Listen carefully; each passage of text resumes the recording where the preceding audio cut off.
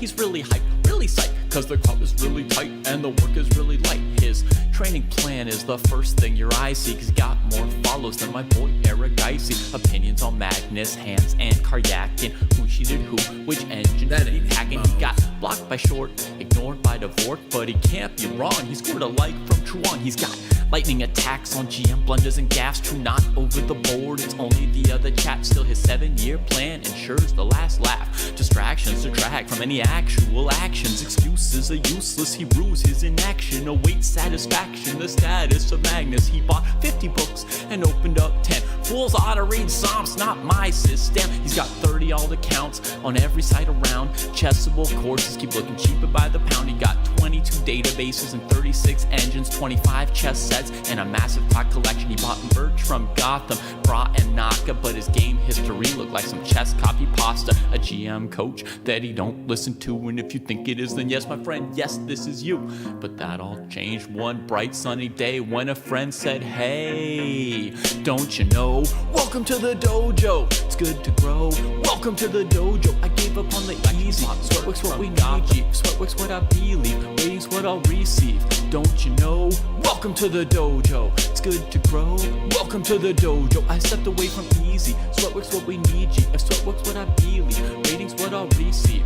So Joe got into the business, stopped the app sickness, daily practice his rhythm, he even upped his fitness. He found sparring cathartic, postmortems charming. With the plus equal minus, he was armed for elo farming. With notepad and pen, he built up calluses, escape rating paralysis with lengthy game analysis. With sensei direction, he sold his collection. Read one classic and that was fantastic. Now he locked to the spot where they checking off boxes. Young prodigies and some wily old foxes. 3.5 points per box, that's shocking progress. Goal nearing, cohort cheering, Joe doesn't hear it. He's monotasking, no relaxing, concentration maxing. One book, one board, one set, one thought.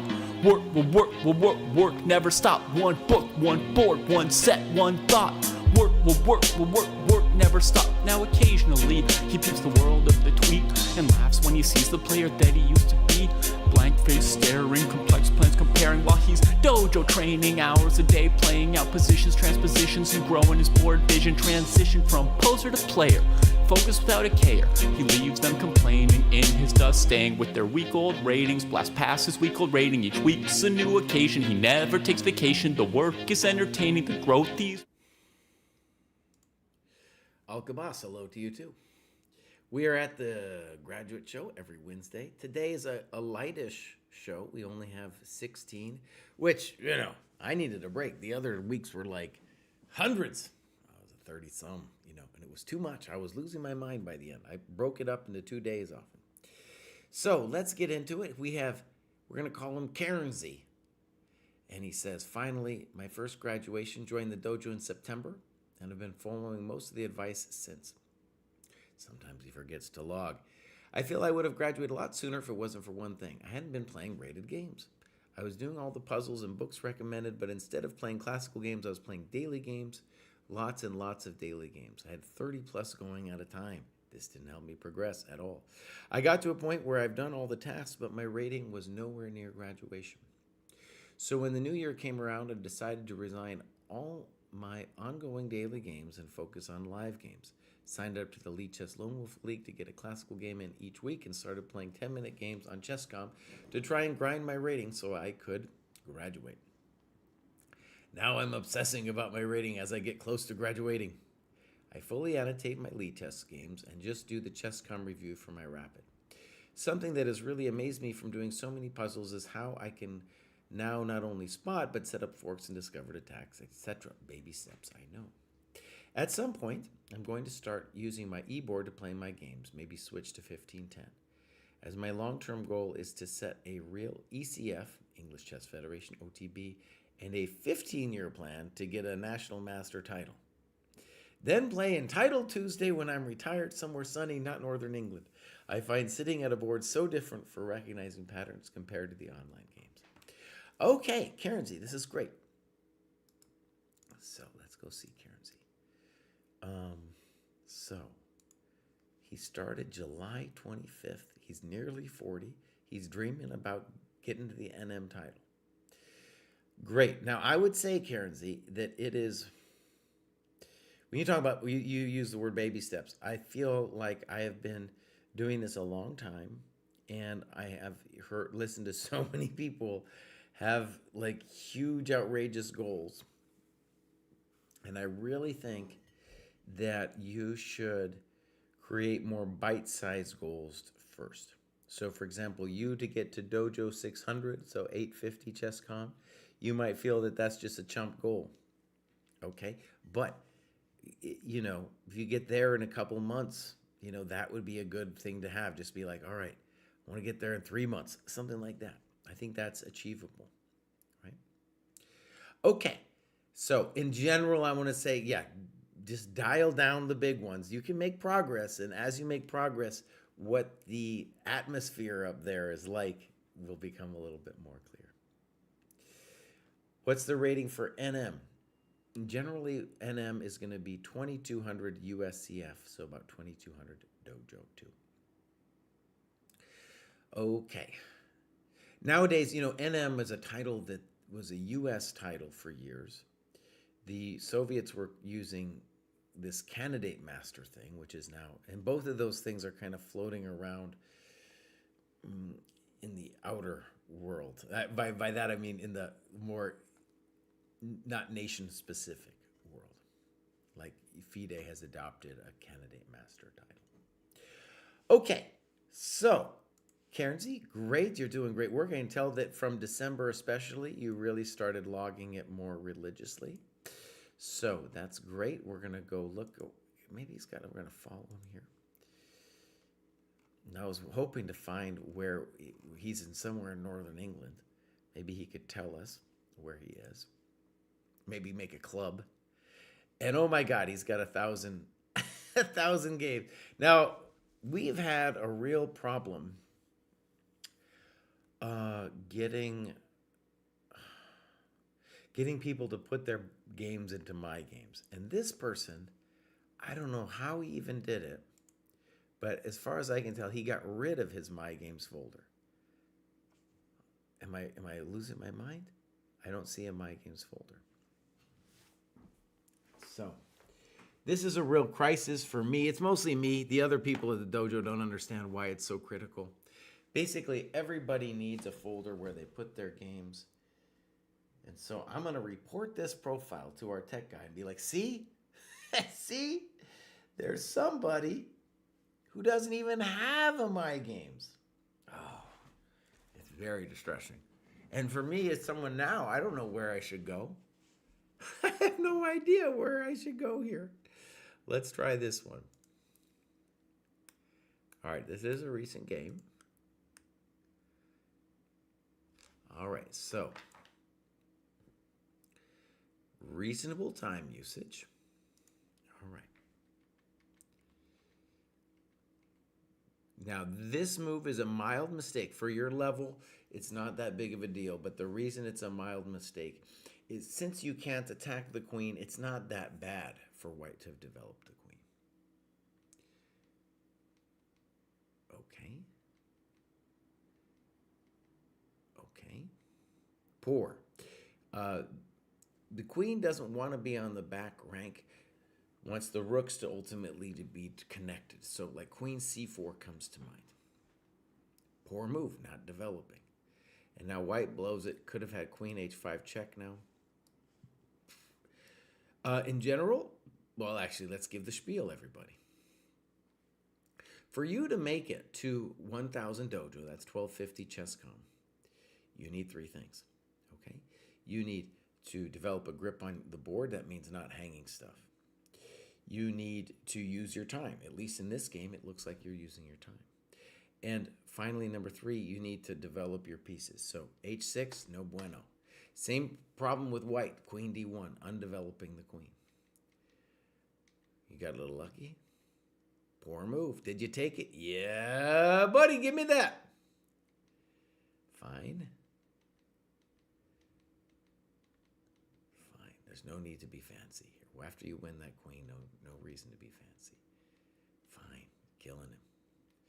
Killing me softly. And one of the things we want to say, okay, is that you will have mini games like this where this first thing that we're talking about, on your path, right, is taking the free stuff. And it's about developing a grip on the board, seeing what is attacking what. As you get better, the development factor will become more important. But for right now, you should be able to take down everybody around this rating just by taking the free stuff. Okay, so my games are games. Let's continue. Next up, we have Ajeeves. What does Ajeeves have to say? Ajeeves doesn't say anything, but he just joined.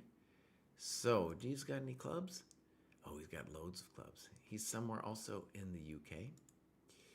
And see, there's the typical My Games folder. Here's a game. All right, so we'll mark this. We'll see here. Very quick game as well. He's playing black. Okay. So far, so good. All right, fine. And notice you're already up a little bit of time. Now, a little bit hard to find a plan here for black. I like queen e7, you play knight e4.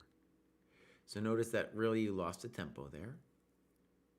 Lost a tempo there. That's a bad move. Whack! Nice. And here you had to play queen a4, because now you're going to get him. c6, and now c5. It's at this point that my opponent, with more than 20 minutes on their clock, allows their time to run out. Oh, that is a bummer. But we have to say, your position is amazing. You're going to open up against their king.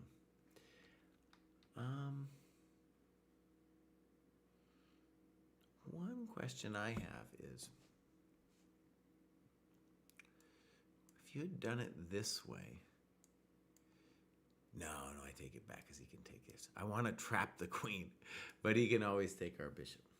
Okay, so your way was fine. So, Jeeves, welcome to the dojo. You're doing great. He's also gone up to 5,600, and now we have Gab, and he loves the structure of the program. Thank you very much. Whoa, cry. Oh, what have I done? Oh, no. Okay, I don't know how that was. I don't know what that was. Oh, there's a whole thing. I didn't even know there was a thing here where you can open link and split view. That's a new thing for me. I didn't know about that. Alcabaz says, wait, there's a game review too. Well, that's right, Alcabaz. So yeah, every time you graduate, Far Eastern says, Jesse, review your latest classical game. That's right. So here we got Gab, joined, looking pretty good. And New York City. Oh, I'm going to New York City, I think, dude. Here we go. I'm going to New York City on the 28th, I think. I haven't fully committed yet, but I think I'm going on the 28th. We got another quick game here. People just slaying these people. Here we have Gab. So fine move so far. Fine. You're doing great. And now knight g5. So the problem with knight g5 is, of course, that it's not a developing move. It is kind of an interesting question of what to do, though. It's not immediately clear how you should play the position now. Maybe c4, excuse me. Maybe c4 is a thought. h6, e4. It's gotten a little spicy. And what's happened is we've just lost a pawn. And the rook got developed. So we're definitely in situation oh no. Situation oh no. Knight f3. He pushes you away. Uh-oh. Yeah. And he plays knight h7. Which may be not a bad move. Now you say you didn't check for check, but the bigger issue here is I think you're done. I do think you're done in this position. Maybe h4 is better. Your opponent finds an amazing move. Check to the miserable king. Snip. And he finds this move. Dang, bruv.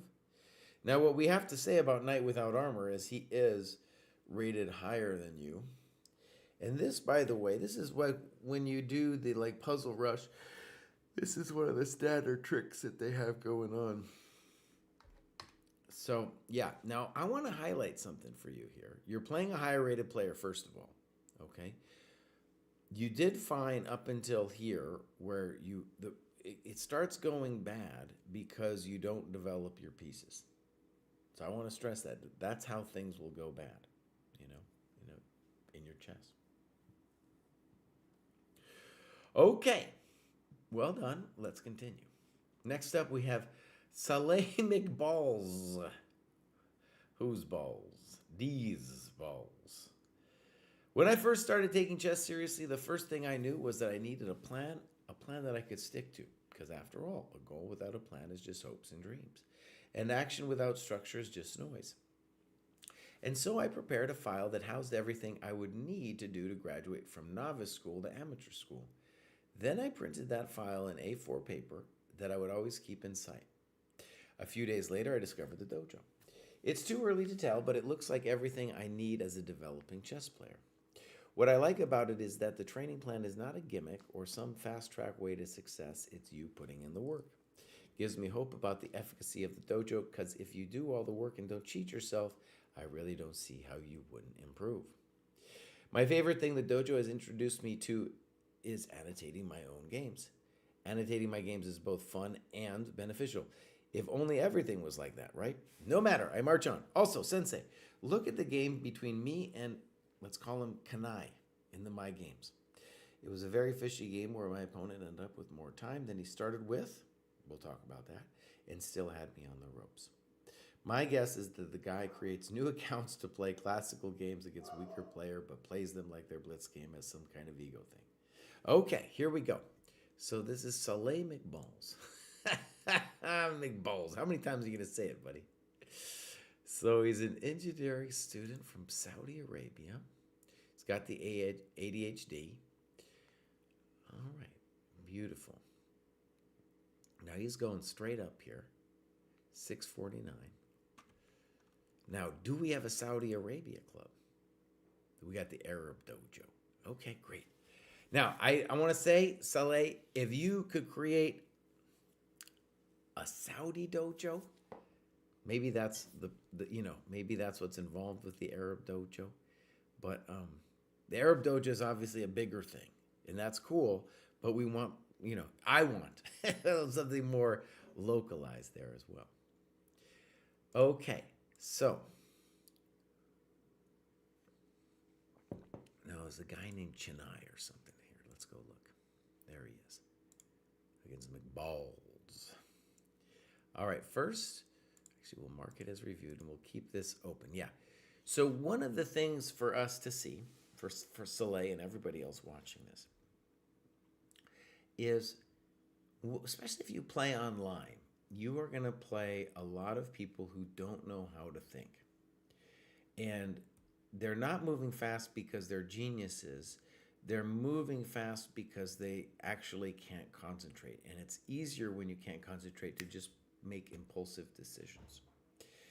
And so one of the things that we've seen over the years of the dojo is that in order for these players to progress, you included, you need to be able to use your time. So we created this time management rating.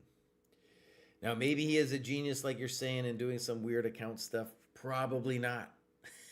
Probably not, though. He's probably just some guy who can't think. And he might be very talented, but he hasn't learned to think yet. Okay.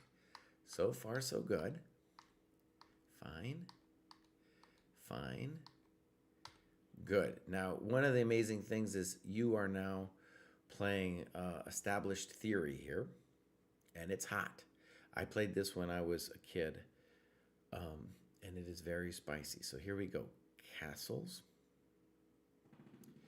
And now knight c3.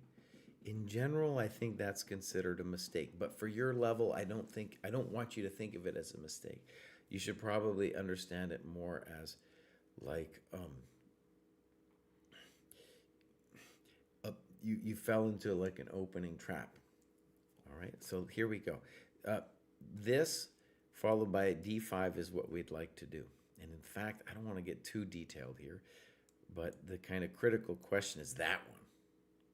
And we got ourselves a full mess here. The point really is that white wants to stop black from playing d5. Okay, here we go. Boom, boom. And I think maybe d5 is your best bet here, just to block the bishop out from messing with you. All right, so now he plays queen b3. And you take it. Now, by the way, back in the day when I did this, I would always play bishop a3.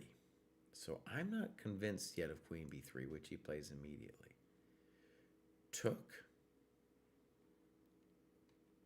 And now he went here. I think he's playing too fast. And now you play g6. So timeout. I think he's blown it. What move do we need? d5. Thank you very much. Blocking the business. I think you're winning here. I don't think he's done himself a favor. I don't think he's done himself a favor. Okay, so one of the things we want to say here is the guy had this opening, didn't actually understand it, wasn't able to think during the game, and he needed to because it's definitely a very complicated position.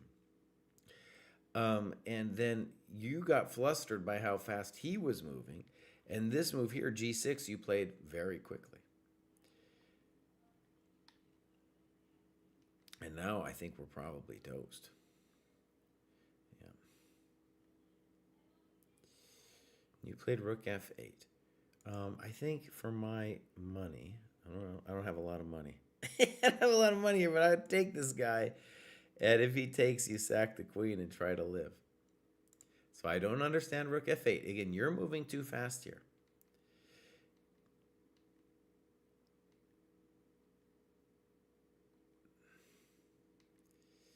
See, the guy's moving too fast. And even here, bishop e7, you're still surviving, and you're magically surviving. All right, he blew it. Now you're winning. Fine. That's fine. Fine. Now, here, I want to stress, you've got 20-second increment, and you are winning this position, but you're moving too fast for my sensibilities, let's say, because there's no rush. Now, rook e8, I don't understand that. Why don't we just take this pawn? The bishop communicates with the pawn over here. Notice you played rook e8 in 38 seconds. So what's important to understand is that you became guilty of the crime that your opponent is themselves doing here. Moving too fast. And I would say it's a key skill for people at your level to understand, so anybody watching this. So the point is, when you're going to play people like this chump who move way too fast, and it's going to feel like either they're a genius, you actually had that impression. This man is not a genius. And you are going to be intimidated by the fact that they're moving so fast. When actually, they're just making bad moves. Because you know what? Chess is about thinking. It's about thinking, my friends.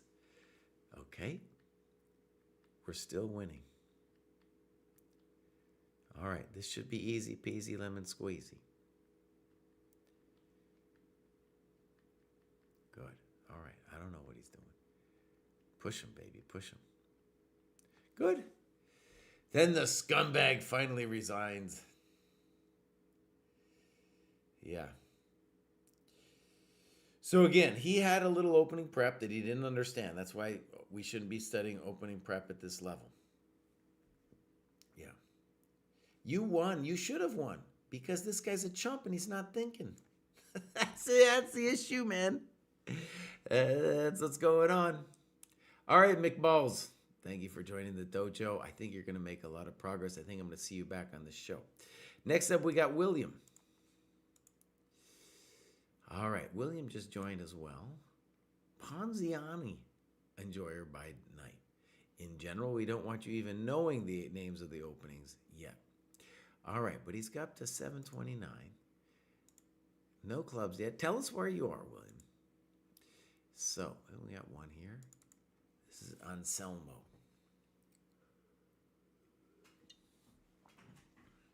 All right, so there we see a more typical graph of what we usually see in the graduation show. People moving way too fast. So you see McBalls was just the chump guy you were playing. All right, let's review this thing. Get into it. A little passive, but okay. Okay. Okay. Poor, not developing. What do we want you to do? We want you to castle. Helping Black's bishop out. Poor, not developing. Fine. Not developing, but okay, we take it. Fine. Fine. D5. Well, you got a threat. And look at this chump. He thought for 33 seconds and didn't even consider queen d6. Give me that. Goodbye. And he finally resigns. One of the mean jokes sometimes people say is, "Oh, he resigned when he lost his queen." You know, what are you doing, buddy? What are you doing? This guy didn't use any of his time, really. Okay.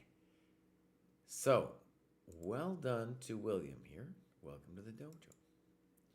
Now we got Far Eastern, who is in the chat. Thank you very much. He is in the chat. He says, it's been an eventful first year of using the dojo. I didn't continue with the program from October to January due to lack of finances, but I want to resume it again. I think I played too many classical games last year and was too caught up in filling up my heat map. I ended up not analyzing most of my classical games and was overwhelmed. Since I heard from the last grad show that Jesse wouldn't review a game that was too old, okay, I played a more recent 30-0 game last week. My goal now is to be more consistent in playing, analyzing, and working on everyone's first chess workbook while still getting in enough OTB. Time management is still an issue for me. Okay, so here's Far Eastern. There he is. I think he is graduated, his second graduation. And let's just pop this out. So yeah, you can see that his break over there that he took. But in general, he's coming back, looking pretty good. If you look at his ratings graph, you can also see that the stagnation there corresponded, I think, pretty clearly with that thing where he wasn't working too much, and now he's back on the path.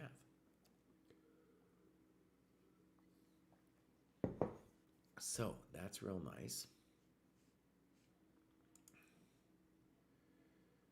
Okay. Remind me to do tactics and endgame drills and to make a move. Okay. Good. So we're looking for first we'll go clubs. Great. Oh, he's out there in Singapore. Great. Okay. My games. And we got a game. Good. Yeah, in general, I don't want to do games that are too old. It's true. And I definitely don't want to do fast time control games. And remember, in the dojo, we say that the higher rated you are, the longer the games need to be. So at your level, 30-0 is fine. But I think it's when you get up to 800, we're saying minimum. You need to be doing 30 plus 30. All right, so we'll mark this. And, oh, look at that bad boy. Now, Far Eastern might have a little time management issue, like he said. And I very much encourage him to play longer games. Play a 30 plus 30. Okay, so we're going to leave the time open, and we'll see how this goes. Okay, fancy. Good move. Good move. Bishop d3. Weird. And now you took on e4. All right. Knight c6. Good move. Now, I have to say, if I was going to be upset by de4, it's that this bishop is a real nasty dude. He's in the way of the pawn, so I don't want to help him move at all. I never want that guy to move. Still, though, I got to believe in your position after de4 here. He takes with the bishop. And yeah, honestly, it's pretty funky business. All right, you take, and then you steal the pawn. Okay. Now, the question really is, should we be taking pawns? Yeah. I still like your position. Knight f3, bishop e7, okay. d4, and now you play bishop f5, which is probably okay. I love your position. If you wanted to be ambitious, I thought you were going to play g5. I thought that was your intention. It's going to be very hot though after g5. Your move is very sensible. And now we can't do g5 because of knight f6. You say you like white better? I don't know. I like black. I don't like this move though. Because see, he's got a problem with his queen basically being on a victim square. So knight c6 and rook e8, you choose your move order, you're going to be doing great. All right. So bishop e4, this releases the drama for white. Now you played rook e8. And maybe he could play queen b7. Maybe, but that would be very ambitious. There's going to be questions on queen b7. You don't like that, and now you play c6. Now, maybe c6, but I would rather you develop the knight, like knight c6. I want you to develop. Okay. And you talk about g4. I think, well, I don't know. Well, if we were looking at it from White's perspective, I would want to spend a little time here. So, I don't know about g4. It doesn't make too much sense. I think if you're going to play h4, you want to try to line up knight g5 at some point. But obviously, the bishop gets to take the knight right now. So, I don't know. There's a lot of different moves that White could consider. All right, h5, good. Now you played knight d5. Maybe that's okay. A safe move would be queen d5. Knight d5. Queen f5. I don't know what he's doing. Okay. You said, thank you very much. And now h6. Definitely needs to play a move like king b1. He goes g4, and you said, give me this business. And we have ourselves an interesting endgame. You call it equal. Maybe. Maybe. All right. Rook df1. Poor move. Yeah. So either d5, rook d2, rook he1. These are the things that immediately come to mind. Maybe you could make h6 work somehow. I don't know. So poor move, good. And now you say thank you for the pawn. I hope you said thank you. And now you played rook f8. So, you talk about rook e8. Yeah, so the default moves that come to mind here are rook to an open file. Right? Those are the ones that come to mind. Now, is it that bad, though, really? I still think you have the advantage. I don't understand. Why don't we just take on g4? What are you doing, Mr. White? Thank you very much. Oh, that was a bad one. Here you just play king g7. You're still on top. You're going to win the pawn on g4. That didn't make any sense. Why didn't he take the rook, the business? Oh, there, because you're going to mate him. Oh,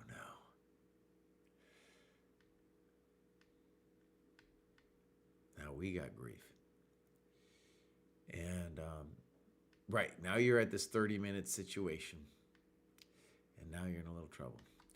Notice that here you need to go to king e6. And here king f6. And now I think you're probably lost. Yeah. Okay. Whew.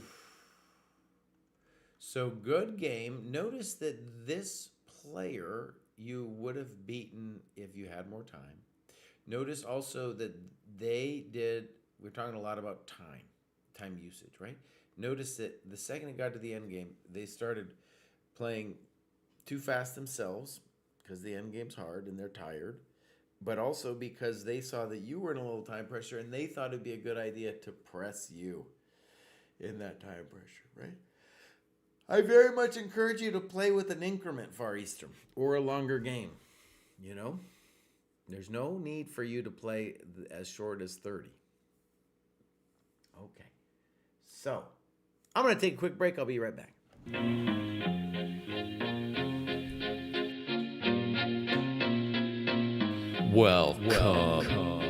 Welcome to the dojo. Check out Joe, he's a Reddit bro, likes to edit posts, and he starts to gloat when he gets the most of votes or likes. Yeah, he's really hyped, really psyched, cause the crowd is really tight and the work is really light. His training plan is the first thing your eyes see, cause he got more follows than my boy Eric Dicey. Opinions on Magnus, Hans, and Karyakin, who cheated who, which engine did he packing. He got blocked by Short, ignored by Dvorak, but he can't be wrong, he scored a like from Truan. He's got lightning attacks on GM blunders and gaffes, true not over the board, it's only the other chap. Still his 7-year plan ensures the last laugh. Distractions detract from any actual actions. Excuses are useless, he rues his inaction. Awaits satisfaction, the status of Magnus. He bought 50 books and opened up 10. All right, my friends, we're back. And Dr. Pop is here. Nice. So, Dr. Pop is a famous member of the dojo. He helps run the Late to Chess podcast. He is also in what we're calling the Morphe Game and Review group. They've got a beautiful group. And they were the ones, honestly, they started working together before we officially had the live classes. And they were working so well together. It was such a cool group. I was like, dude, we need to make this like dojo wide. We need to, make this an institution. And so that's what we've done. So if you see this thing up at the top where it says live classes, that's what we have going on over there. And if someone's in the live classes, it'll give some information here about them. And then this is the games that are being reviewed in their group. Okay, so games. We will review a lot of this when we've gone over his profile. But I just want you guys to see the man is committed. The man is on a mission. And look at this rating graph, dude. One of the things I want to say about Dr. Pop, he's been playing some good games. I've seen it. But you can see here, it's just going up now. It'd be really cool for him to break 1,000 dojo. That's a real achievement. And I think he's probably underrated at this point because a lot of the games that he's playing with other people in his group, and those people are all just playing each other, see? So they're getting better, but since they're playing each other, that no one's actually rating is going up. But when he plays those poor chumps, he's just killing them. His USCF will take a little bit to catch up, but I'm sure it will. All right, clubs. He's in my 50-plus club. We had the Endgame club, right? Never too late. Am I in this? I want to make sure I'm in this club. No, I'm in that club. You guys can join that too. The Heat Map Heroes. The Coconut Club. Yeah, buddy. And the West Virginia Dojo. He's over there in West Virginia. Not too far from me. Not too far from Maryland. Maryland extends way out there. Okay, so let's see if we got some games here. And now, this is going to be against Arando, so that'll be interesting for us to look at. And you can see that Dr. Pop, one of the things we've worked on is that time graph, and you can see he's doing it. Now, Dr. Pop, I got to yell at you a little bit here, bud. You are no longer allowed to play 30-0, okay? We're going to cover this game, but you are now high enough rated that you must be doing at least something like 30-30. In fact, let's open your thing in a different tab and just show what we mean. So if we go training plan and we go games and analysis and we click on Where's the games and analysis, bro? So we click on this one. Under 800, the minimum time control is 30-0. And now you are above 800, my friend. So that is your minimum right there, 30-30. Okay, so here's Dr. Pop Pop. We're going to go the full game review button. I bet I have to make a Jadoob. So Jadoob. Oh, shoot. Jadoob, Jadoob, Jadoob, Jadoob. Oh. Good. So we'll look at this game the official way. Fine moves. Now, one of the things I want to stress about Dr. Pop Pop is he's just developing. He's not trying to be a genius. He's just developing. And here, definitely, we want him to move the bishop out to either f4 or g5, e4. He locks it in with the sad e3. But notice, he's developing. He's developing. He's developing. What does his opponent do? Opponent doesn't develop. Stronger move for black would have been e5 to get this bishop out. Now we have a little bit of a choice. He goes bishop b5. Would have been interesting to play e4 himself now. Open up this bishop. Okay. a4. Interesting position. So now notice black is going to completely lose their mind here and play knight e8, not developing. Not only that, but it looks like it's losing a pawn.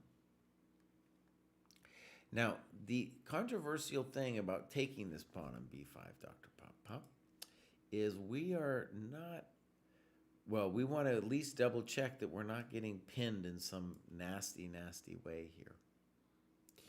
Okay, so let's get into it. Boom. By the way, if this doesn't work, a move that makes a lot of sense would be e4. Boom. Queen b6, bad move. The scary thing for us would be bishop a6. And then I'm a little concerned that we're not getting out of dodge here. See, like, let's say we play bishop a4. Now, maybe c4 is the way to go. But you can see I'm a little nervous about things falling apart here. Okay, so queen b6, mistake. And now, yeah, you've won a pawn. Go take that thing. Go take it. Bishop a4.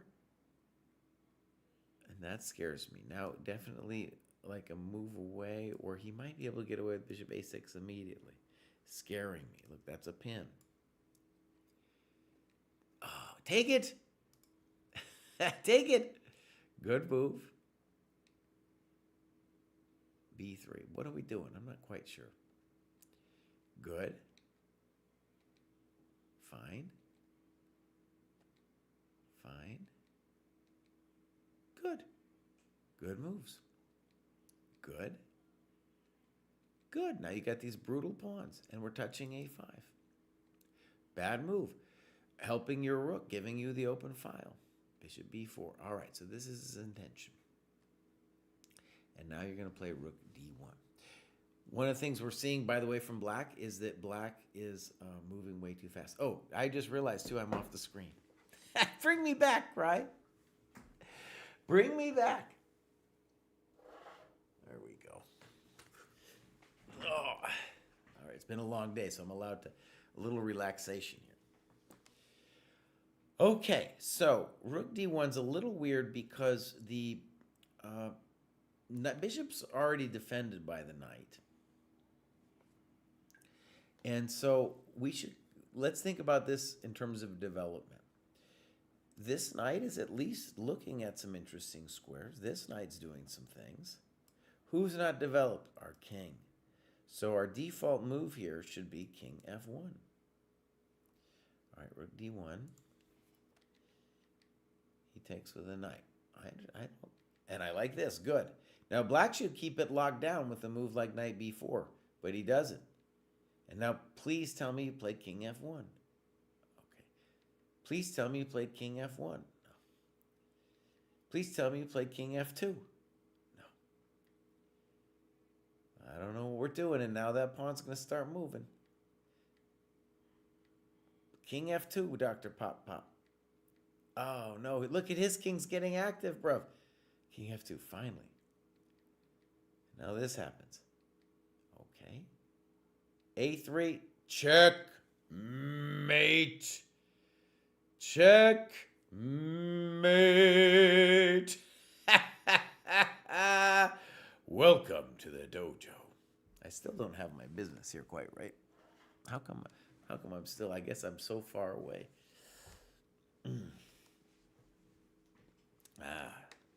That's a beauty there, Dr. Pop Pop. That's a framer right there. I'm going to frame that one. All right, we'll go back grad show. That was great, Dr. Pop Pop. If you guys are interested in the live classes, you just hit that tab there. Beautiful thing. All right, we got only 16 people today, but we got a ways to go still. Up next, we got Tom K. Tom doesn't tell us much. He says, adult learner in earlier years played only on rare occasions and never learned a thing. Then in July 25, he starts to get serious. Okay. He's gone up 100 points since joining the dojo, not being religious about marking his activities. Let's see if we got a game or so from Dr. It's not a doctor, he's Tom. Okay, so this is not an annotation. We want more than that. Let's see if we got anything else. Again, not an annotation. Lots of colors. I don't know how all the colors got there. Right. So I realize it's hard the first time we do an annotation. It's like, what are the questions to even ask, right? Hopefully, there's a variety of ways to learn how to annotate, but just looking at other players who have done annotations themselves, who are at your level, is a good thing. We published a book called How to Analyze Your Games, but also we published those games on the dojo site of the good annotations per cohort group, right? All right, so welcome to the dojo, Tom K. Hopefully we can get a review going soon. So, all right, go back, Jesse. Don't get distracted. Don't get distracted. You can do it. You can do it, buddy. Next up, we got Pav. My cousin's name is Pavlos. Maybe Pav is short for Pavlos. I don't know. So Pav joined a while back, but hasn't been really logging anything. He's up to 1020. Pav PhD. Okay. No game, no clubs. Do we got some games? Nothing. So Pav, you've been with us for a while. I'm hoping to see a little bit more. Here. Next up, we have Jarko's back. I remember Jarko. Jarko says, really excited to break through the 1,000 mark. Have been disciplined with tactics and game analysis study the past few months. Happy to have it show in the rating game. All right, beautiful. Now, one thing we want to say about Jarko is when you pop it out, you can see that at the beginning of the year, the man had a New Year's resolution, and he's really been going at it. Graduated a bunch of times, too. He got very serious. 1,000 is a really nice threshold for players. I feel, it doesn't happen automatically at once or anything, but 1,000 dojo, so 1250 chess comp, is a interesting barrier because I feel like that's the spot where games aren't necessarily decided by just somebody hanging some stuff. So the strategic element begins to play a deciding role. Strategy is always important, but if you have players who are hanging stuff, then the strategy isn't going to be a significant determinant because the games will be decided by people hanging stuff, right? Okay, so congratulations.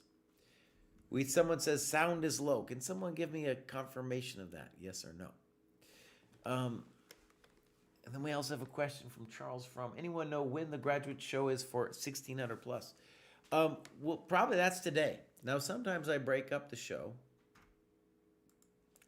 because there's too many people. So I do a second show on Thursday. But today we're going to do it today. And right now, what are we at? We're at the 1,000 mark. All right, so this is Jarko. Let's go see if Jarko's got some games. Loads of games. Here's Sorta Steve.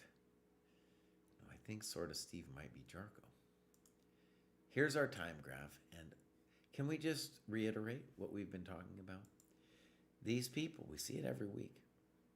We see it every week. They can't think. They cannot think. All right, so here we go. I'm going to leave the time graph up just so we can see the extent of it. All right, knight c6.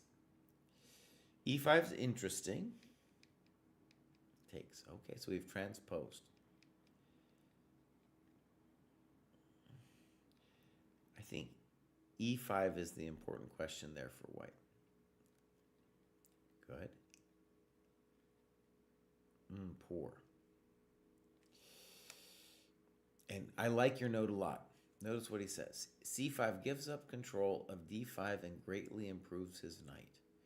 So the key thing to observe is that this pawn is really killing the knight on c3 at the moment.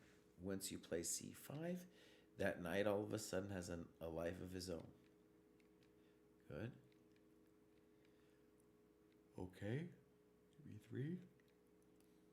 I think we blundered actually here with, couldn't he have played snip, snop, and crop?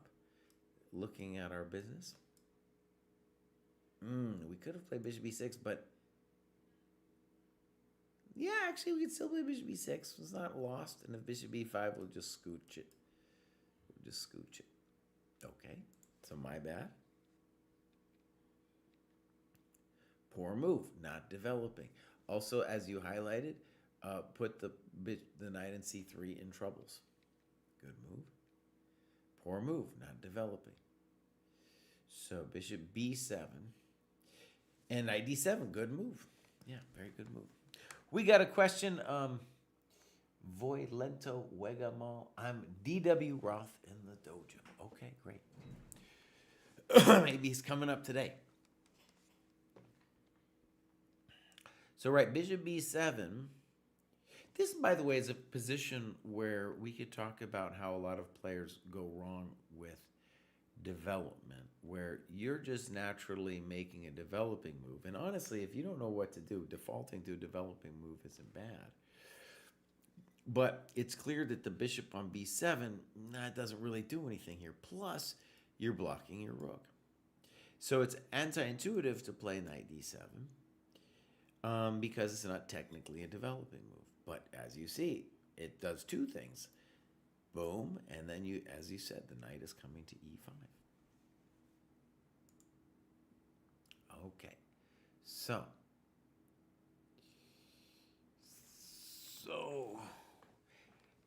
Anne-Marie, aka Ladybug, no problem hearing me, good to know.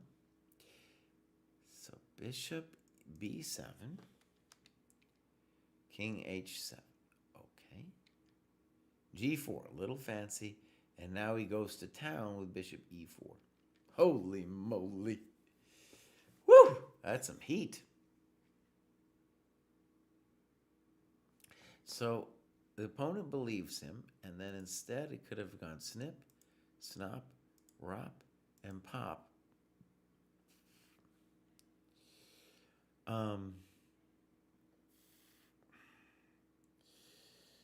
It is pretty spicy. I think this is an important pawn, though. It's an important pawn that he's getting. And he's going to be threatening some kind of knight g5 stuff, too. So that does look like death. Okay, opponent believes him. Now, can we just pause here for a second?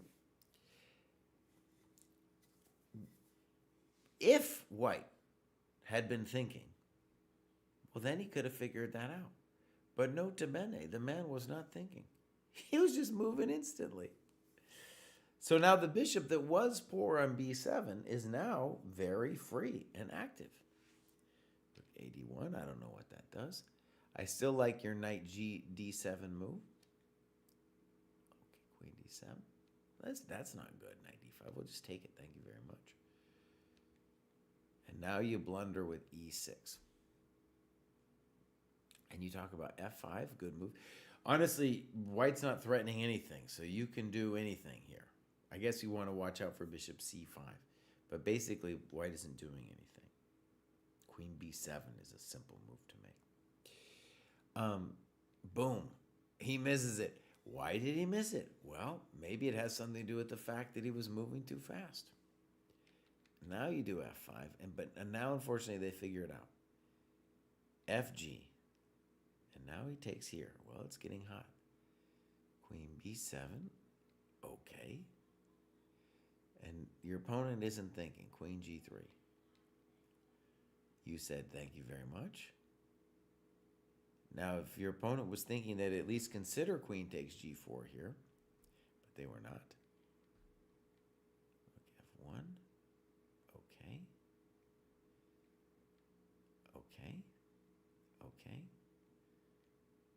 Bishop f8. Now, let's just say the obvious. A very tricky position. White should think for quite a long time here. He does not. He does not. This is a complicated one. If you were going to do this, you would want to know how you felt about the position, and you shouldn't feel good about it. Now, I don't actually know if this is, I would call this lost for white, because what should white do? Pronto, they need to pin the king to the back rank and play here. And so they might be able to survive, but your opponent is not thinking. Play c3, king g7, thank you very much. King f2, blunder, and now we go into the king and pawn endgame. Ladybug knows all about it. Ladybug knows all about this one, baby. Yeah. So there it is. This is what happens when you move too fast. Someone's going to tell you, welcome to the dojo. I don't think ef5 is a mistake, by the way. You are doing fine. Now that's a mistake. You need to go back to king f6 and play g5. And now we kind of blew it here. Yeah. Now, the problem is, though, I don't know if you are winning this anymore. Let's look. g5, king f5, king c4. Maybe you are still winning. So let's just do a little math here. Boom, boom, boom, boom.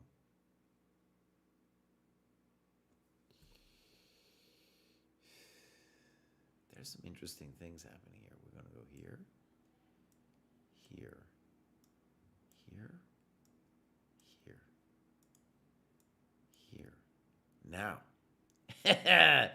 it is of critical importance, my friends, that the queen cannot come back to check. So white is going to get the pawn in the corner. The pawn over there. However, it turns out, to understand this endgame, that it's a big deal that this pawn can move. So the winning plan for black is to go here. Now, if you take this pawn, then it's a draw. This is a known draw. But you don't take that pawn. You go here. You go here. And see, if they had tried to stalemate themselves, they unfortunately have this pawn still. And that's mater taters down potatoes. Now, if you actually, let's just make it a little bit more aesthetic. Whack. Yeah, buddy.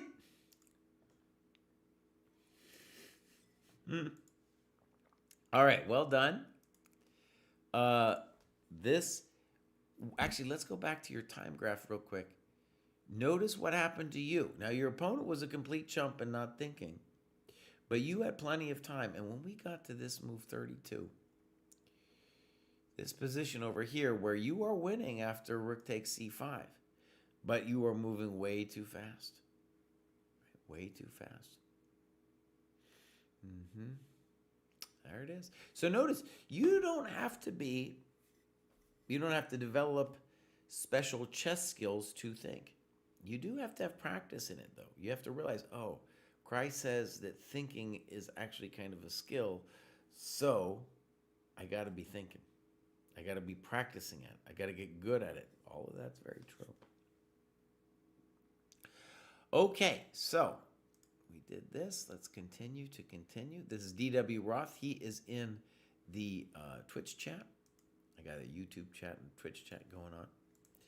Tapioca King says, the oldest problem, spending time well in endgames. That's right. All right. So, DW says, I was going to wait to graduate until I completed more of the tasks and until I felt comfortable I wouldn't slide back in rating to a lower bucket. But after thinking about it more, I figured the senseis put a lot of thought into how they structured the cohort buckets and the criteria for graduation. Join the dojo to follow the plan, so time to trust the process. There we go. And congratulations to making it to 1,000, 1,100. It's not an easy task. All right. Let's give him a follow here. He's starting it up again. One of his sons started messing with him. He's doing strength training. Dang, dude. So I'm just thinking about a lot of this because, well, it started all, I kind of, I guess I would have said several months ago, I'd have been like, you got to be fit to play good chess. But then, the graduation show, we just had so many people in the Heavy Lifting Things Club who are making progress. And there's only like 50 some members in there. That I was like, oh, I got to think about this. Something else is going on. I did some research, and there's strong argument to think that strength training isn't just good for your health, but it's good for your mind. It's surprising, because normally you think of strength guys and you think they're kind of dumb. You think this guy's kind of dumb. But no, the evidence is starting to go the other way. So I'm going to make a video about that. And he said, yeah. All right. So that's DW Roth. He just started, really. He's doing great. Clubs, is he in that strength training club? Well, he's got to be in the heavy lifting things, too. He's got to be part of that group. All right. He's in Seattle. He's partying from that Super Bowl thing they had going on. So annotated games. Good. And then we got this guy right here. We got a time graph. Pretty short game, but his time looks fine. So, he's never done annotations. Great time to practice. All right, let's go to this game review modus. And we'll get into it. A little weird. Thank you. Poor. Right? Something like d6, knight c6 is the standard gambit here. Good move. And then this move is definitely kind of weird. Bishop c4. I wouldn't call it a loss of tempo. I would say you're giving back your pawn. Just take that pawn on d6. Now, I don't understand why we're giving bishop e6 an exclamation point. Black should take this pawn. And he doesn't. And now you should just take the pawn and say, I'll win the pawn. Thank you very much. You say, no, I'd like to lose a tempo. Now that's a loss of tempo right there.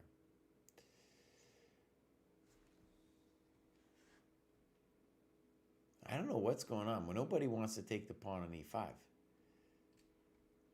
Okay, now we take it. Well, now we don't have to take it, actually. We're doing okay.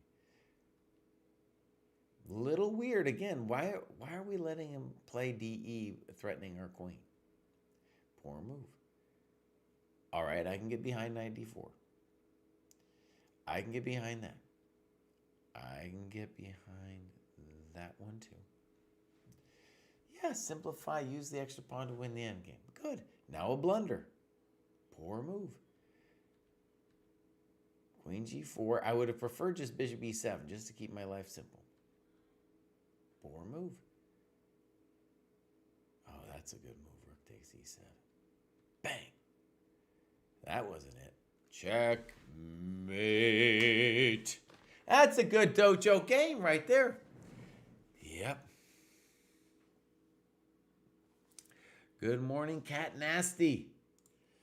All right. Charles From, I can. Your chisel 76 in the dojo. Sure, let's do it, bud. All right, we're going to go down a little bit. Chisel 76. Here he is. Haven't been through with login. All my activity. Thorough. But have been training fairly regularly using several dojo resources. Boom, let's do it. Now, the first thing Chisel, well, he said it himself. He said he wasn't logging. He was religious for a little while and then lost religion over here. Now, his USCF is doing great, dude. Look at that thing. Are you a kid, Chisel, that you're improving at this rate? Because that is very impressive. Your chess com is similar. And I'm very happy you're doing the USCF because this is just a bunch of cheaters there at 2,300. Right? So, clubs, Chisel, where are you at? US evening. Oh, he's over there, kind of. That's near Pennsylvania or Philadelphia, I mean. All right, so that's where Chisel is. And now we got low. Oh, Chisel, we definitely want some newer games here. We're gonna look at a game here, bud, but we want some newer games. Did I miss anything? No, that's where it is. So, bam. Now, what are we saying? This is all theory until move 16? What are we saying, Chisel? All right. So, this is a longer game. That's where you get the bump at move 40. And they get an extra 30 minutes at move 40. So, that makes sense. He's playing somebody who's not a thinker, right? Okay, so let's get into it. Let's go game review window. All right. This is very fancy stuff. Good. Good. Oh my gosh, this is pretty hectic. Now, he isn't saying anything, but I do believe this is kind of, I don't know if I want to call it theory, but I know this is a well-explored thing. And when you're 2,000, then sometimes there's going to be some variations like this. Castles, C6, bishop D3. Now, bishop D3 makes me a little nervous about some kind of discovery on our bishop. This guy plays knight F5.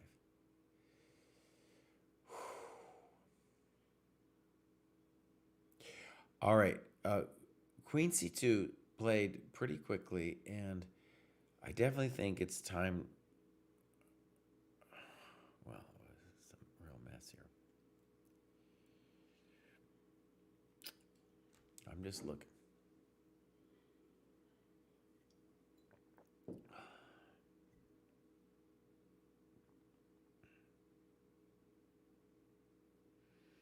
This is hectic. So, in terms of the annotation, I would have liked to examine these two moves. I don't think they work, but they're close enough that we should be thinking about it. All right, so you went back, very natural. And now he does this move.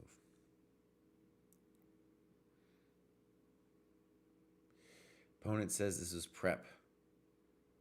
Okay.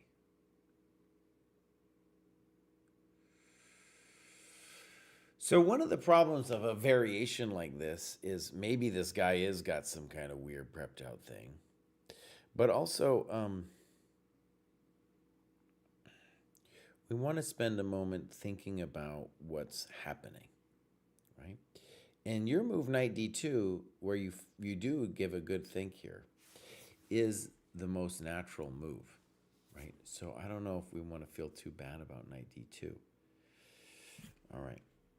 Knight d2, boom, boom, and he goes back. I think there's a lot to talk about here. Knight f5,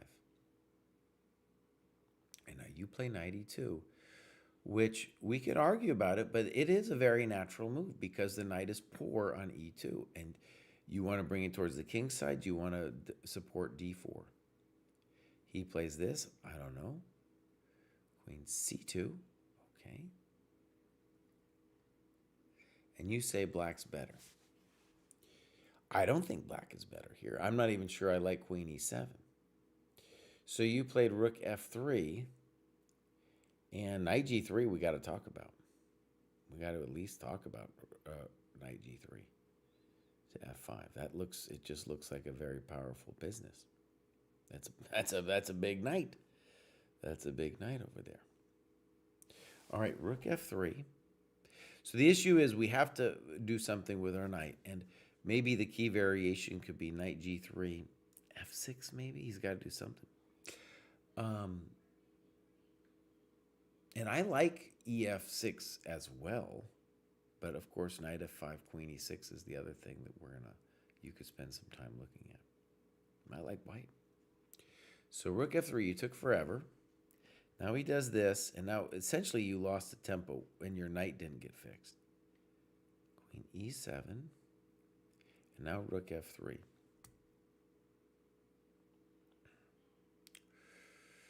We still need to activate the knight. All right, so this is passive. I don't know why we're not activating the knight. Now, at this stage of the game, maybe we could argue that he's going to play g6 on us. Maybe. But there's still a lot of spice going on, and that's a little bit of a weakening of his position. He's the one who takes it to the end game. I don't think his rook is great here. I have no idea why we're not playing knight g3 at some point. King f2 makes sense here.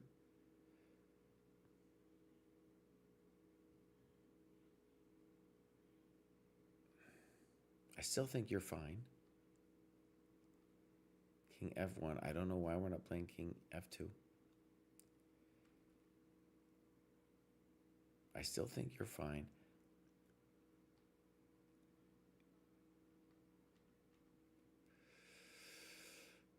Right, d3, rook a7. Are we in trouble now? Good question. Okay. And now he's got bishop c3. But as you say here, you're still in it. So notice, even though you've played a lot of passive moves, even here, you have chances to hold this bad boy. All right, we are also reaching move 41, so you have a little bit of time here. And maybe you could argue you played it too fast. Because this looks like a cheap attempt. He wants to play c5, and he just needs to fix his junk. Good move, h5. And this is probably lost. He plays c takes d4, I guess.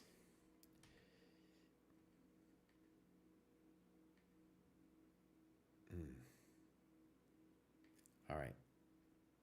Oh my God, that move scares me. Rook b1. I don't know. It doesn't make any sense to me yet. I don't understand that move. Candidates here are like rook b7 and stuff. Notice here, this analysis. We need to do more analysis. This is still hot here. But why are we doing g4? It looks to me like we're just creating a weakness. No one knows. I don't know. Now knight f6. Whew. All right, we have a very hot endgame.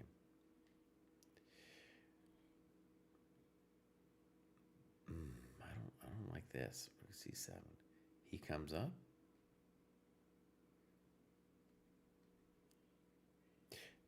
The obvious move here for black would be to play rook b3 here.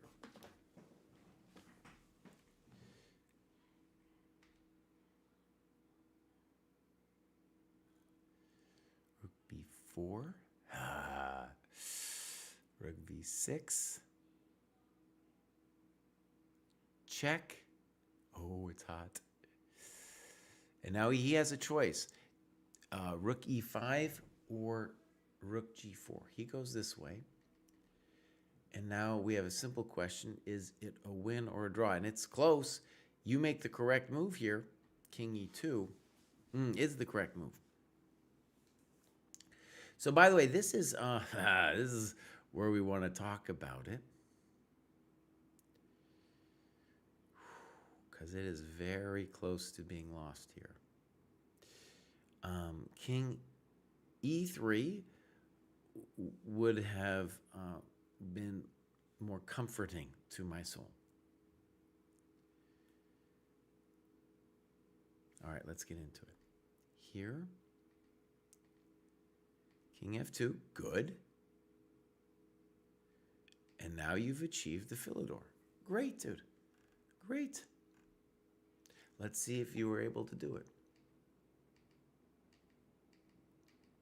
Good. Good. You knew what you were doing. This is great. Great. Okay. So, something I want to stress just in terms of chess improvement is that this was a very fascinating endgame, and there's a lot more that you could do here to analyze this business here. Okay? So, in general, for example, black shouldn't be giving you the option to take the bishop. The bishop, that bishop should be moving. He's got passed pawns. Keep that bishop on the board. So that would be good if we had more annotations there. And the other thing I want you to be thinking about is you played so many moves that were passive, where you didn't activate the knight. And that should be a key thing for your chess progress. Chisels, I'm happy I could do this. Hopefully you're still here. Anyways, great. I'll mark it. I did mark it as reviewed. So even if you left, you can watch it later. Tapioca King is also in the chat. He's coming up. But first we have Cataman. Cataman said, I started following the ChessDojo training program more diligently, and the results are showing, especially OTB, where I play most of my games. All right, let's take a look. This is the Cataman. Look at this. Look at this man. Before, not diligent. And now he's going through a good period of New Year's resolution diligence here with the Cataman. Great. Clubs. He's in the Dull Improver. Tell us where you are, Cataman. Something about yourself. All right. So we got a game. This is going to be an OTB. I think this might be the first OTB of the day. He's over there in Milan. I think somewhere around Milan is where they're doing the Olympic Games, I think. So here we go. They did not do, he did not enter the times. It's usually kind of hard, especially when you're first doing it. But okay, let's get into it. Fine. A little weird. What's weird? Well, you're not developing your coconuts. Okay. A little weird. Okay. Knight d5. Okay. Good. So basically, black lost the tempo on a kind of common setup. Knight d4, controversial, allowing bishop g5. Okay. Snip, snap. Okay.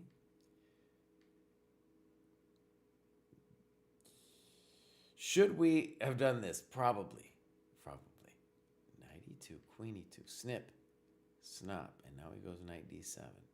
Interesting position. You played f4. I think d4 makes a lot of sense. I think rook ac1 makes a lot of sense. But okay, f4, and now you make a positional mistake here, f5. What you should realize about f5 is that you need to curate your bishop. Your bishop is the dude who's not feeling great about life now. So you could continue rook c1, d4, h4. With all those moves, you should say to yourself, hey, I need to activate my boy.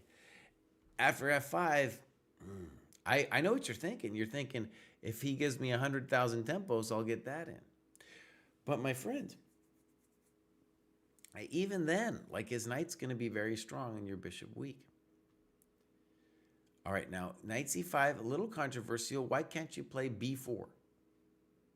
Why can't you whack him? I don't understand b3. Now you do d4. Now he's going to look at your e4, your business. I don't like rook f4. Queen b5. Maybe, but he's just going to get whacked with bishop f1. Good move. b4. You say this is a grief and that you're now worse. Maybe. But queen a5, by the way, that's just not good chess. That's not good chess, buddy. You're just setting yourself up. All right. All right, so now, big question, tactical moment. Queen c4, And now some questions about b5. I don't know about the b5 stuff. I don't understand that at all. That looks like a computer move to me. So knight d7. Thank you very much. And it looks like we're getting toasted. But wow, this is interesting. So he thought he crushed you, and in fact, rook g4, he's toast. And your bishop is the hero of the day because he gets to defend. Whew! Cat Nasty asks, as someone that doesn't have more than approximately 1 to 2 hours a day to truly study chess, would the dojo program be a good fit for me? Absolutely. I mean, 1 to 2 hours a day, that's amazing. That's a lot of time. If you do 1 to 2 hours a day, you're going to dominate with the dojo. And if you, let's say you did have 1 to 2 hours a day and you didn't do the dojo, then you would be spending a lot of that time thinking about what do I study? And you'd end up doing soft things. The dojo is going to direct you to do some sweat work. And 1 hour a day, great, great. As a general rule, I would say what we've said at the dojo is that a minimum, if you're going to ask what is the minimum, then we would say like 3 hours a week. That's pretty soft. There's no doubt about it. But like as a bare minimum, that's what we're talking about. All right, Tapioca King is in the dojo, in the chat, I mean, in the Twitch chat. So,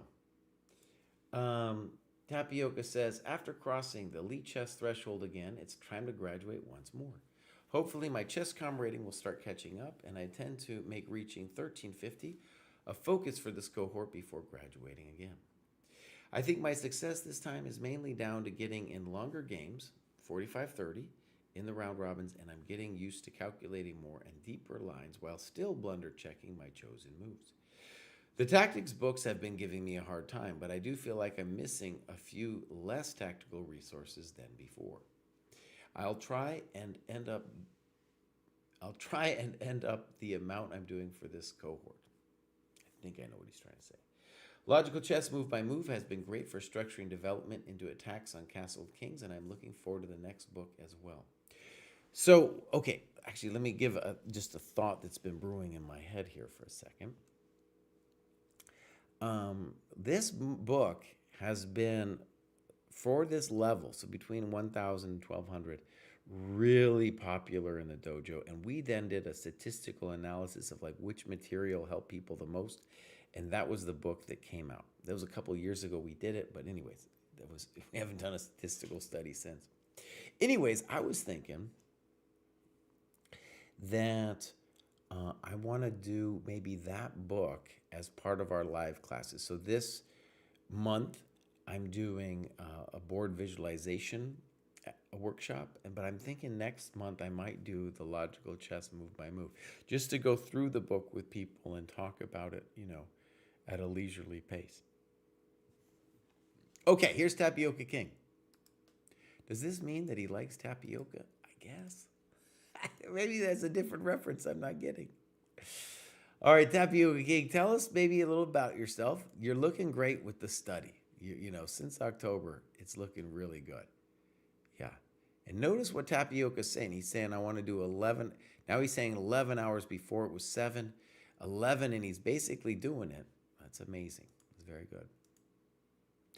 He's in the Nose crew, the UK crew. Okay.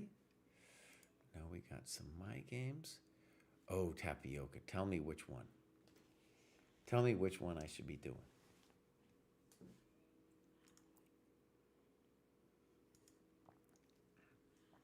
I have no idea.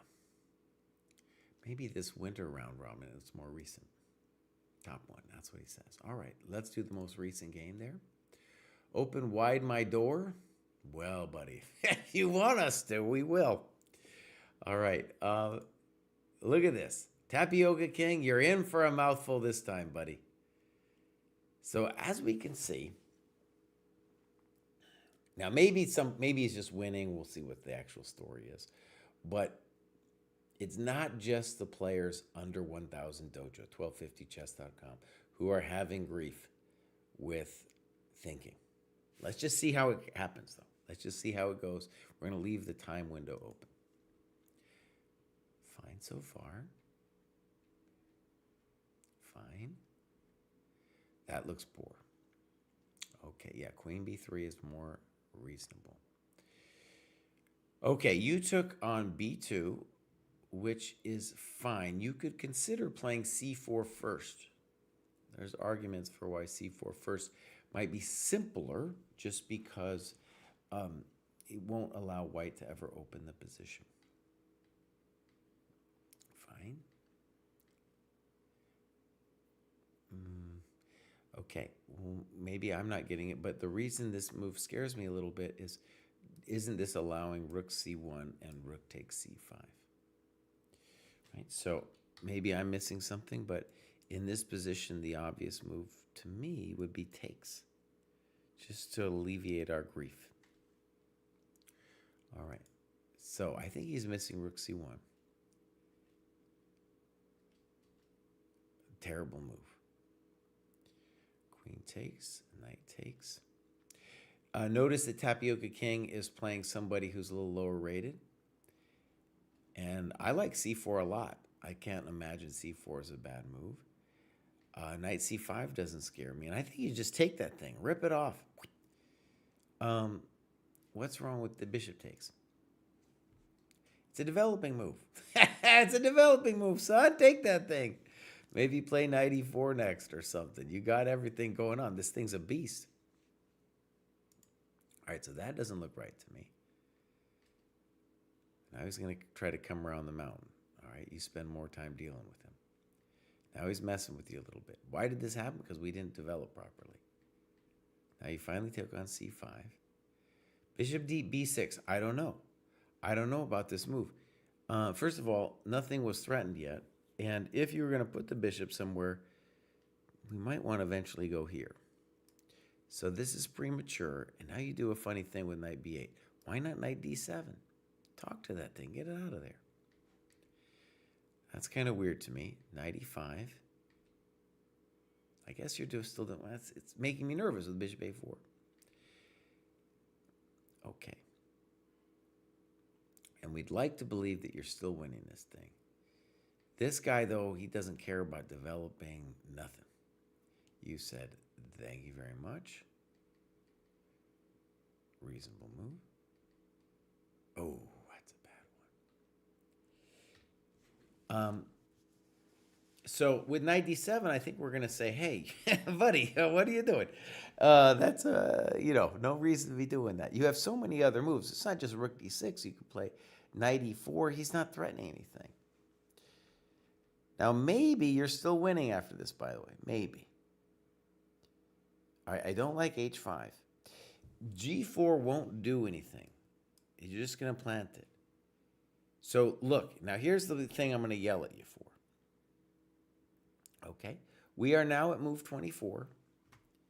And this is where you stop thinking. All right? So, a very important thing to realize that you are not alone in this, that so many players at this level are going to stop thinking, and you're one of them. Why do people stop thinking? I have some speculation. People stop thinking because, one, they're kind of tired.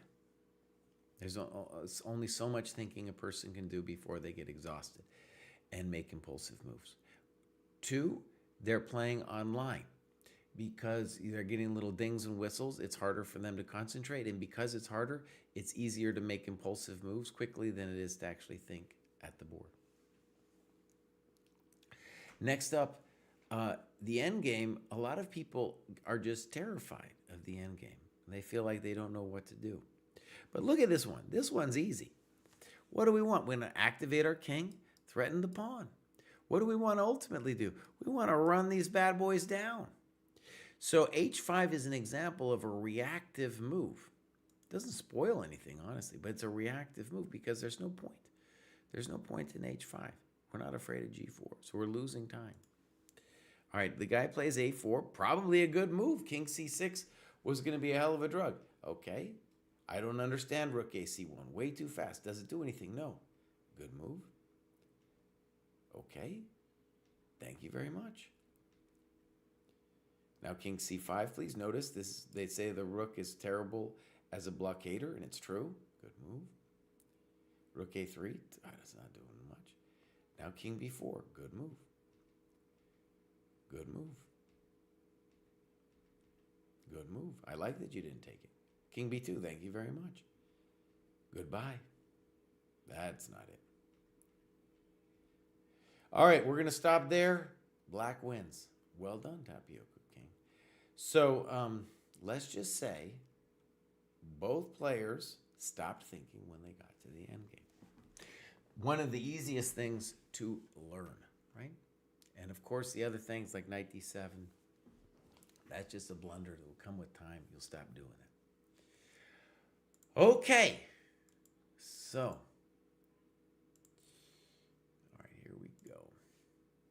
We got two more because we already did chisel. I think Sweet Blues might be in the chat too.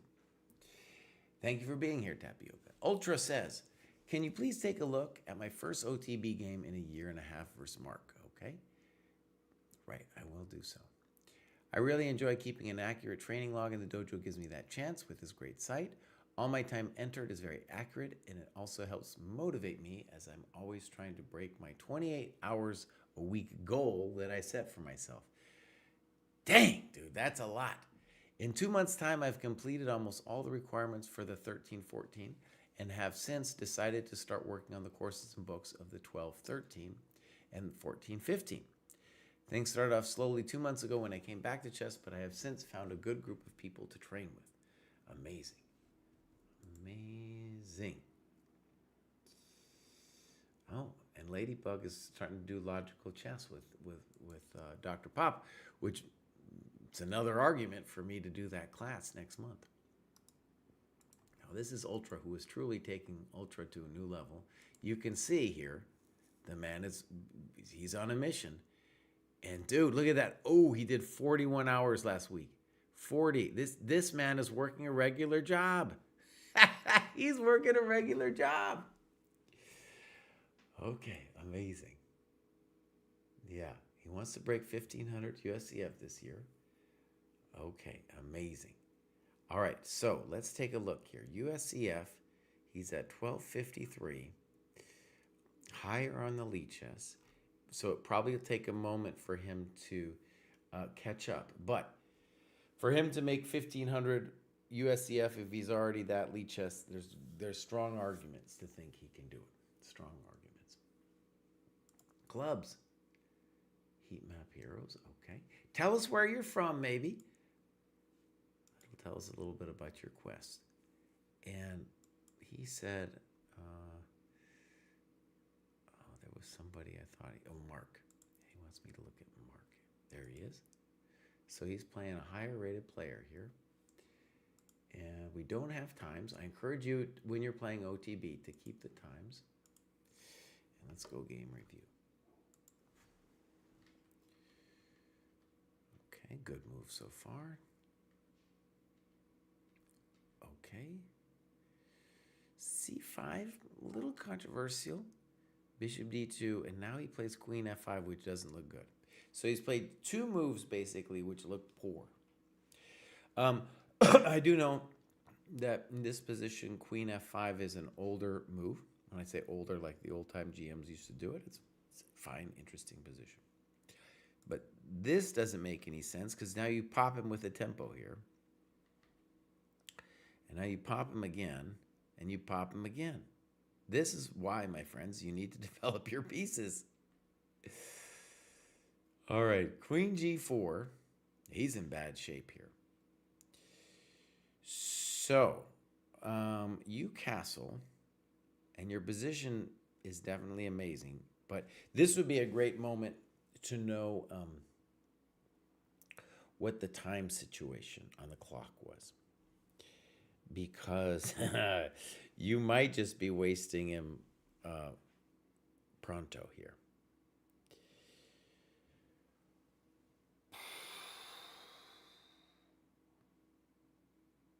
And it looks like you found it with this knight g5 move. We should expect to find something here, whether it's h3 or something else. Okay, so the guy is going to continue to not develop his coconuts, and honestly, it's a hard road where he's at right now. And now you took, which I don't like at all that you took this pawn. You say, since I'm losing this pawn, I have to recapture to keep material even. But look, he's so far down in development here. If you just intuitively speaking, if you play bishop d3, and I don't know, he goes here or something, then that should be your default question. We can do other things. We can consider rook e1 and rook a d1 maybe too. But you have time in return for this pawn that he stole from you, right? You're totally good in this position. But this one, oh no. Now, for example, your king went from developed to undeveloped, and his king from undeveloped to developed. Now the king belongs there.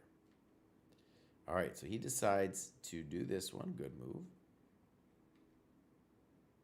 Probably fair. Knight d7 looked a little bit more accurate. Knight king e7 also looked good.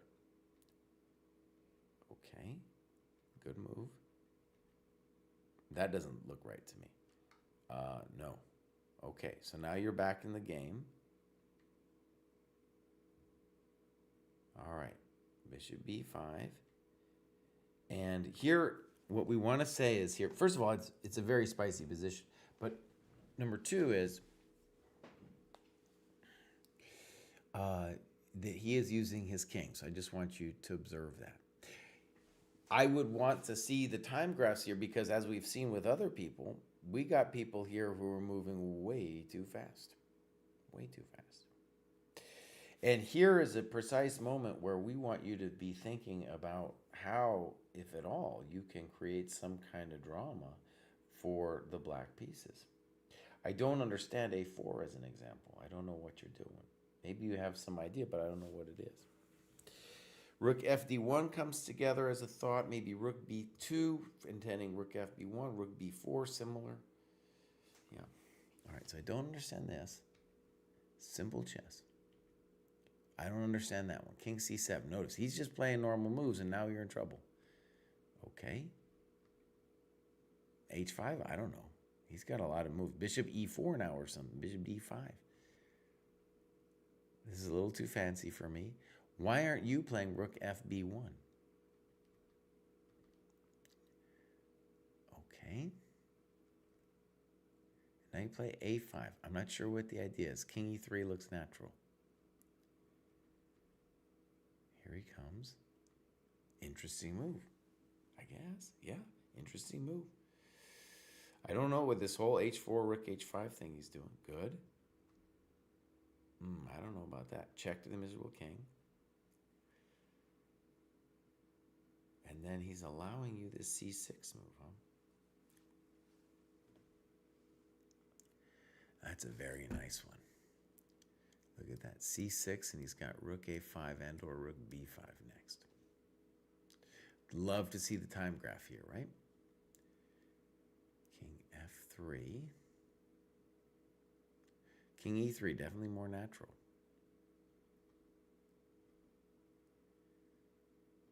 I don't know what we're doing. We need a plan. I don't know what plan is. Rook g6? Oh, I don't know what's happening anymore. We're just hanging all our stuff now. Oh, no. No. We did this? Oh, man. All right. And now we have a draw. Amazing.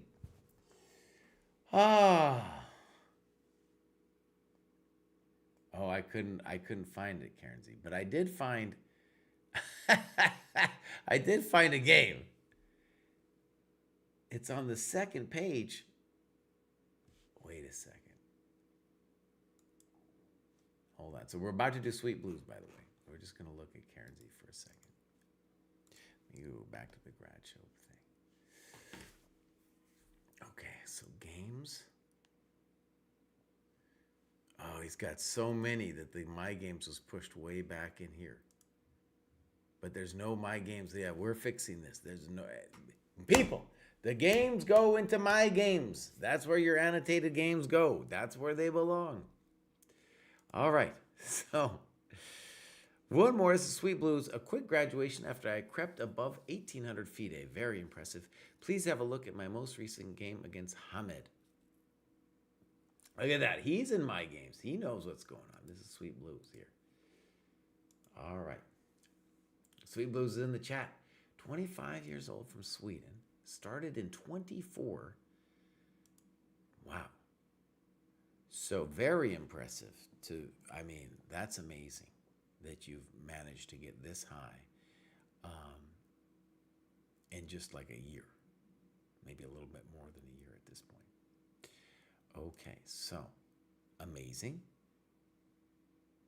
And looks like this is new to FIDE. Maybe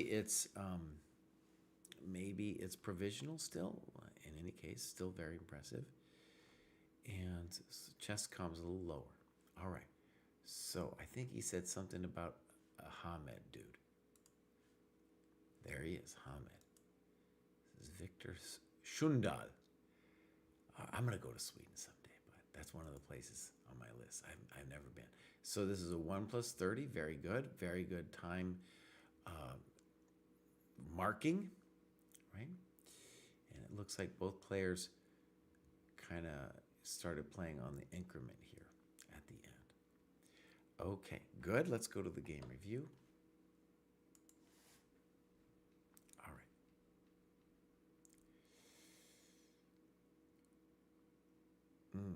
All right, CD4. Unless we have a specific idea with this CD4, it's a little controversial because later the knight will go to E5 and the rook will go to E1 in what we'll call a good Carlsbad structure for white. But I do know that there are systems where you do take.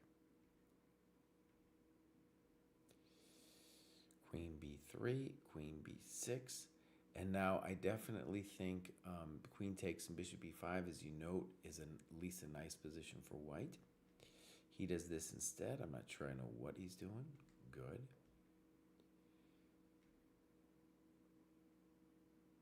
And you were guessing that castles would hang a pawn.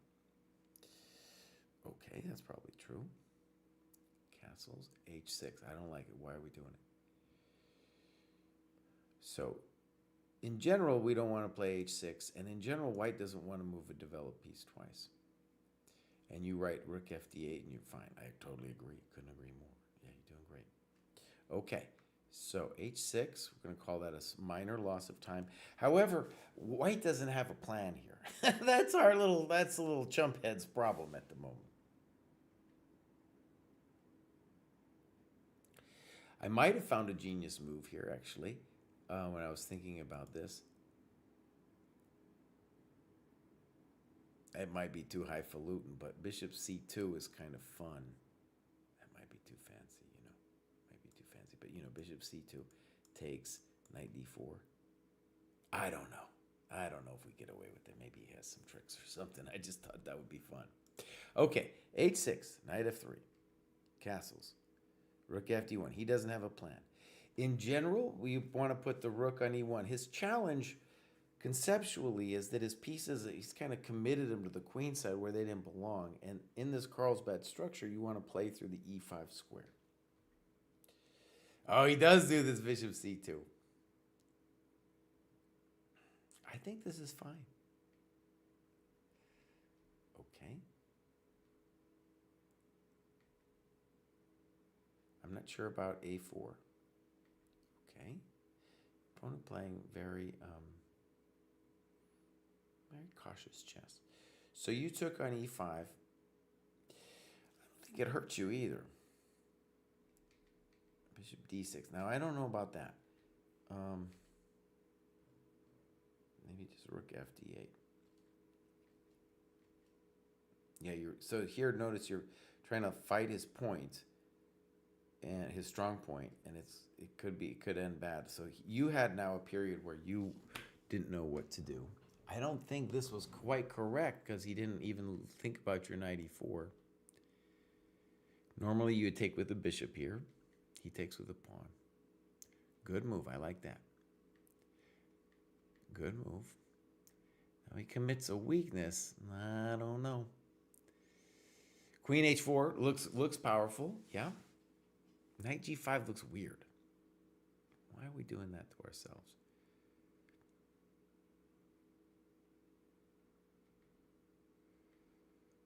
Okay. a5, I'm not sure I get it. This guy likes to do, he likes to be safe. And now you said you're better. Both sides have kind of a funky minor piece here. Queen a4. Now, if I was doing the annotation, I would try to maybe find something else besides queen d2. I don't know. Because it looks like he just lost a pawn. All right. So now this is the stage of the game where both players are kind of playing on increments. So we should expect mistakes from both sides. Queen c4 definitely is a nicer move. Good. Now, I don't know about h4. Isn't he pushing you back to where you kind of want to be? I don't know what he's doing. Good move. And now he's going to blow it. He's going to blow it. Boom. But I think you are winning at that point. Okay. That was great. Really well done. So, yeah, Sweet Blues in the chat saying he was struggling to come up with a plan. Both sides, by the way. If we just start from this position, both sides didn't have a sense of what to do, and Bishop b5 kind of is the beginning of him trying to create some junk on c6, but I don't know how it's supposed to go down. Whereas if you take and play Bishop b5, you've got pretty good long-term pressure. In general, though, if the queens are going to stay on the board, White wants to eventually switch to an attack on the king, and he had no sense of that. He was playing moves like rook fd1. Okay, my friends, that was a great graduation show. A little shorter than most shows, but I needed the break. The last month was like 30-some people every time, and then I was dying. So happy to do it. Thank you, Sweet Blues, for being here. We're going to raid somebody. I don't know who it is. Let's raid friend of the dojo, Lafong Hua. He is a master of the bullet. He once tried to teach me bullet. I was unteachable. Unteachable. Wait, I spelled his name wrong. Raid Lafong Hua. There we go. Oh, I keep spelling it wrong. Is my G not working? Let's try this again. Raid Lefong.